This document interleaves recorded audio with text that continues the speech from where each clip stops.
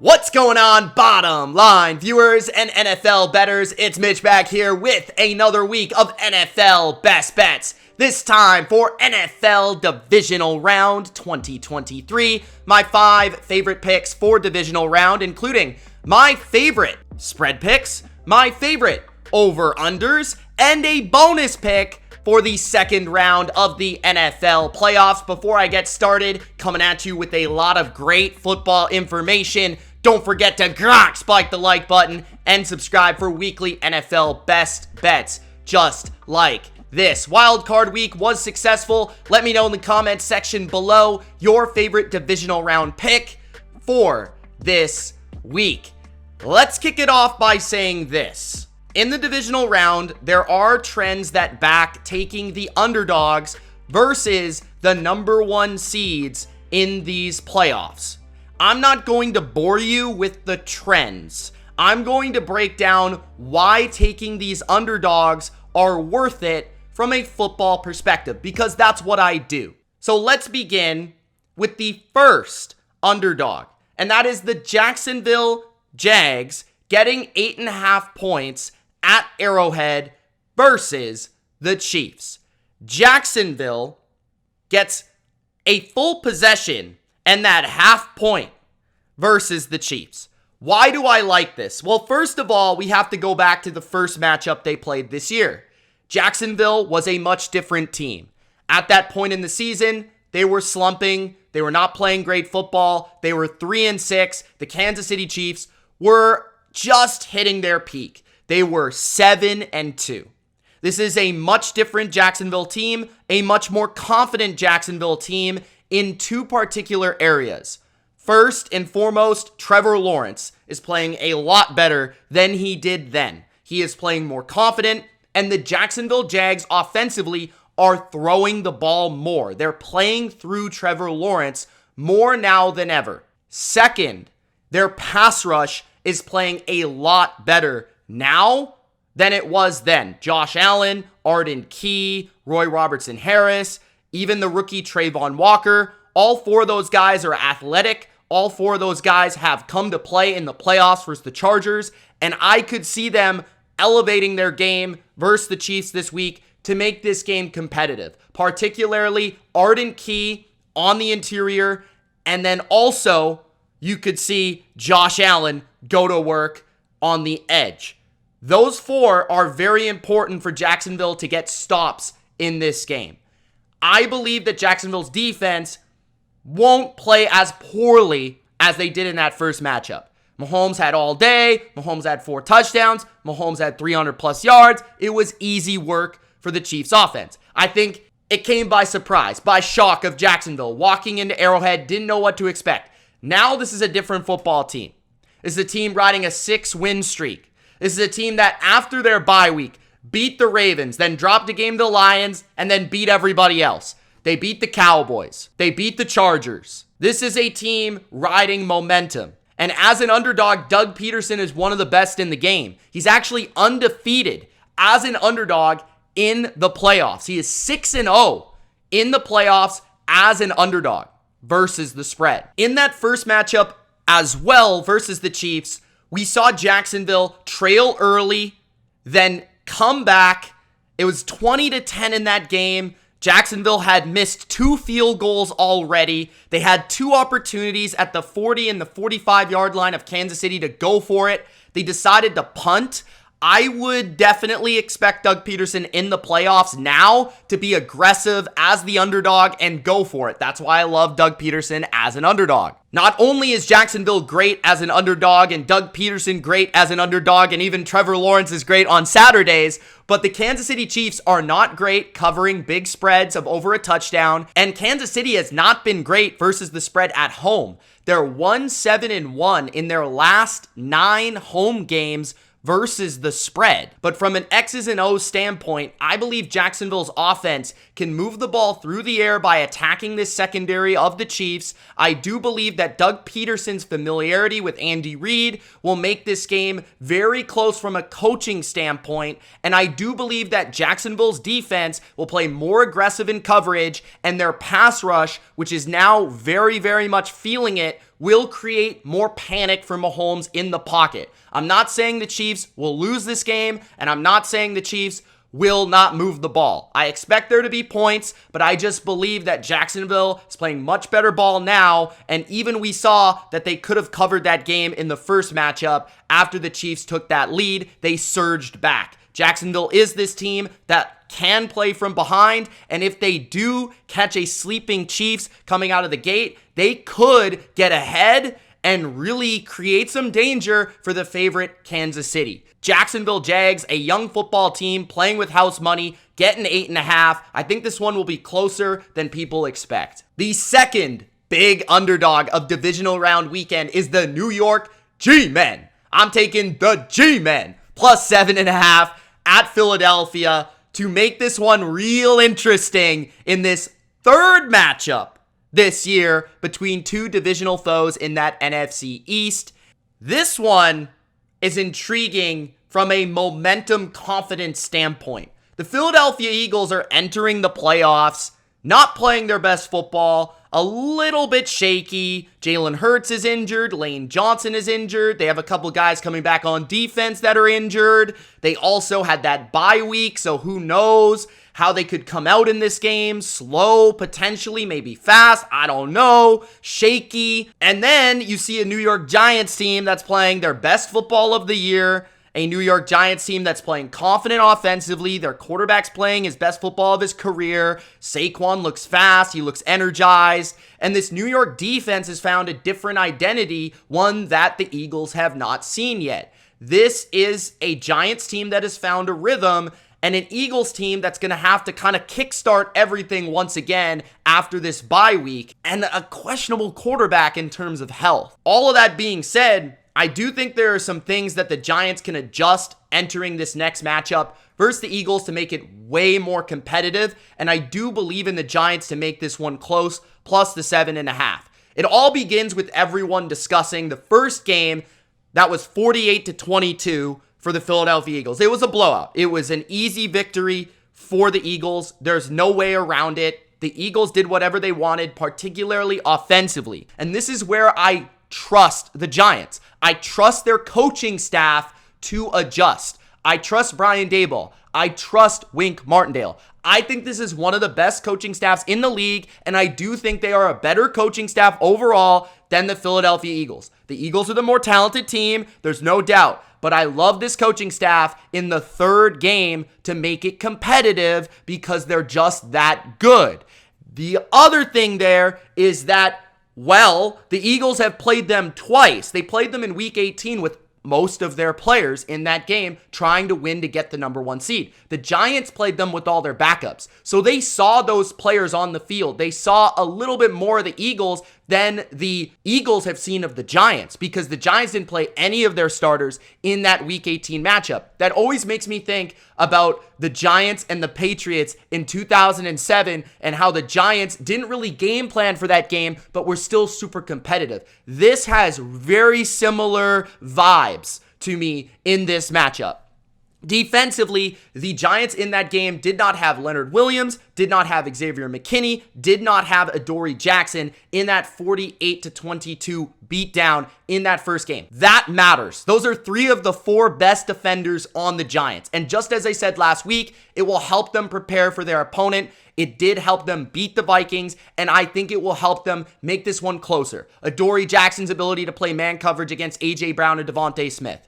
Leonard Williams' ability to help stop the run and rush the passer. And of course, Xavier McKinney's ability to be that zone robber in the middle of the field, or to be able to cover Dallas Goedert at tight end in the middle of the field. These three players are essential to the success of this defensive scheme. On top of that, the Giants have changed in more ways than you would think. In particular, the personnel has changed. There were players playing in that game that don't deserve to be playing on an NFL field for the Giants. Guys like Nick McLeod played 91% of the plays. Pinnock, a safety for the Giants, led the team in tackles, played 84% of the plays. Anderson was starting on the D-line. He doesn't really play much anymore. McFadden doesn't play anymore. Mondo doesn't play anymore. They had a rookie corner out there. He doesn't really play as much anymore. The Giants had a ton of personnel that was starting in that game, in that first matchup, that everyone's picking apart and saying this is why the Eagles will kill the Giants again, that won't be playing in this game. Guys like Landon Collins, guys like Gerard Davis, guys that are faster at the linebacker position that weren't playing then, that are playing now, could make a difference versus Jalen Hurts running the football because of their sideline-to-sideline speed at that linebacker position, which they were desperately missing in the first matchup. On top of that, the Giants defense is playing more four-man fronts, and they were playing a lot more five-man fronts in that first game. Due to the fact that Leonard Williams is in there, they can actually play the run better with less people at the line of scrimmage, which can actually help them cover better because they have more defensive backs on the field, more speed on the field. That should help this defense overall and help Don Martindale. Another thing that helps Don Martindale is the weakness of Jalen Hurts, which has been blitzing. Blitzing has been something that has bugged Jalen Hurts in his last 2 years with the Eagles. This season, he's 26th in expected points added, EPA, versus the blitz. He's had an MVP year, but the one area he has really struggled is versus the blitz, and that's what Don Martindale really loves to do. Offensively, the Giants are a completely different offense from the one that the Eagles played earlier this year. Daniel Jones is playing way more confident. And the biggest thing with Daniel Jones is what he's doing with his legs. In that first game, he wasn't 100% healthy. He only had 4 rushing attempts. He actually left the game at one point in time. I believe Daniel Jones and his ability to run will be a problem for the Eagles because they rank second to last at defending quarterback runs this year. They had trouble defending Justin Fields earlier this year in a game that the Bears only lost by 5 points at the end of the game. Daniel Jones' ability to run, ability to scramble, ability to extend plays will help this Giants offense. On top of that, the Eagles' weakness has also been their ability to stop running backs. Saquon Barkley should have some success on the ground off of that Daniel Jones option attack, which is going to stress that Eagles front out. Saquon could have some success in 10 to 15 carries in this game, as the Eagles are kind of average versus running backs overall this year. They also struggle against the running back position from a receiving standpoint, so Saquon could have a big day as an explosive playmaker in this game. One interesting thing I found from week 18 was that despite having 40 attempts in the game, Davis Webb was never sacked, and this was the Giants' backup offensive line versus most of the starters of the D-line of the Eagles. I found that particularly interesting because they struggled in the first game to protect Daniel Jones, and I wonder if that adjustment that Daboll may have made from week 18 will help them protect him in the playoffs. I do see Daniel Jones having a similar attack through the air as he did versus the Vikings. Quick passes, get in some spread out formations, throw the football versus zone coverage of the Eagles. Soft zone coverage that they like to play. I think the Giants could have more success offensively than people are expecting due to Daniel Jones' quick passing attack and due to Daniel Jones' rushing attack. I think that keeps them in this game, and then if they can cause a couple mistakes from the Eagles, they could really pull off this upset. I would not be surprised. I think the Giants are live in this game to make it real interesting because of how much they've improved and how many question marks there are about the Eagles entering this matchup. Moving on from the biggest underdogs to a third underdog is the Cincinnati Bengals getting 5.5 points. This is a much more public play here, but the Cincinnati Bengals getting 5.5, I just feel like is downright disrespectful to Joe Burrow and what this team has been able to do in the playoffs over the last couple of years. The Bengals really love going on the road. They love being underdogs, and they love going into somebody else's stadium and taking the dub. And I believe that this Bengals team is a lot closer than 5.5 points. This is an either way game to me. And it all starts with how Cincinnati can play offensively versus the Buffalo Bills. I believe that despite the offensive line that everybody's talking about, 3 starters. First of all, they didn't have Collins in the first game. I know that it didn't last very long, but if you go back to that, Joe Burrow had a perfect passer rating in that game through the first 2 series, and they were well on their way to scoring more points on the second series. I think that Joe Burrow and this receiving core will not be stopped easily by this Bills defense. A Bills defense that I've been saying for quite some time now is very suspect, especially in their pass defense down the field vertically, which is where Joe Burrow can attack you. And I believe Joe Burrow can get the ball out quick. He has the second fastest time to throw this year, which means the offensive line won't have to protect long. These receivers are great after the catch. They can create plays out of nothing, Jamar Chase in particular. I don't think the Bills really play a style that is going to force the Bengals to hold the football, right? The Bills play kind of soft zone coverage. They don't get in your face and play press and blitz and do all this wild stuff, and they don't have a great pass rush. I mean, last week, they played the Miami offensive line that was beat up, was missing 3 or 4 different players, and they couldn't really attack Skylar Thompson consistently enough. I believe, sure, Joe Burrow will go down a couple times in this game, but he's been playing the Patriots pass rush. He's been playing the Ravens pass rush 3 games in a row. Obviously, those games are going to be tougher. The Bills defense is not on that level. The Ravens defense plays Joe Burrow really well. Actually, the AFC North in particular plays the Bengals very well. In particular, the Ravens has been the tough matchup. So everyone's looking at last week like, oh, the Ravens. Ravens had the best defense, arguably in the playoffs, and probably at least in the AFC playoffs. This Bills defense is a lot more take advantage of in that secondary. And that pass rush has not been able to get there the same without Von Miller. So I expect Joe Burrow to still have success throwing the football, moving the football, and I do believe that Joe Mixon and company will run the ball better than they did against the Ravens because the Bills are a little bit weaker versus the run than the Ravens are, and the Bills are still going to be concerned about Jamar Chase, concerned about T. Higgins, opening up a little bit of a lighter box for the Bengals to run versus this defense. So I think the Bengals are still going to have more success than people think on that side of the ball, despite the offensive line injuries. Guys that are replacing them did play last year, and even their right tackle did play in the Super Bowl and started. So yeah, Jackson Carman, maybe he's the weak link. Yeah, maybe you're looking at Sharping, but Sharping's played 33 games in his career with the Texans. He played last week, and at left tackle, I watched Jackson Carman very closely against Justin Houston and company. He played pretty well. I have my faith in the Bengals offensively, and I think that makes this game close on the surface.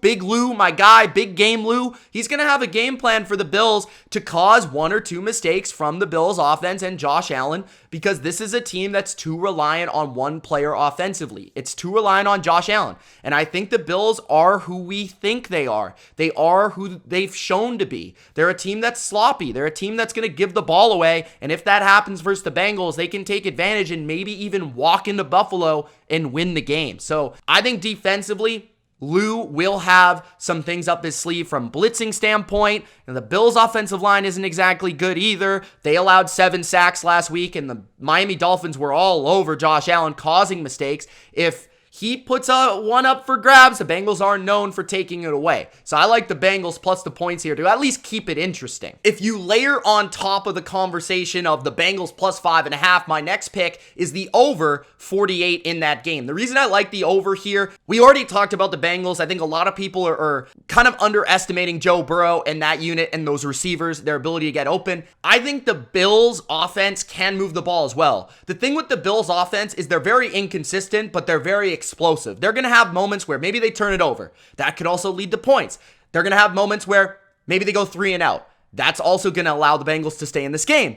But I also believe they're going to hit 50-yard bombs, and they're also going to have 20-yard scrambles, and they're also going to have 30-yard post routes. So that is what the Bills do. And one area where I think the Bills can take advantage is Stephon Diggs. Stephon Diggs in this game, I just don't see a guy that can cover Stephon Diggs. There's no Chidobe Awuzie out there for the Bengals. I think that's going to force double teams. The Bengals are going to have to double Stephon Diggs. I think that opens these other receivers up for Josh Allen to, pick apart this secondary. The 6-back attack of the Bills, the ability to run it. I think they're going to have a lot more success running the ball against the Bengals than people think, because the Ravens could run the ball on the Bengals with that quarterback rushing attack. Josh Allen can replicate it, as Tyler Huntley did. And I believe that this rushing attack of the Bills is very underrated from that running back. They run a lot of that wide zone stuff that I feel like the Ravens had a lot of success versus the Bengals with. So I could see the Bills running the ball better than people think, especially with Josh Allen. And I could also see Josh Allen,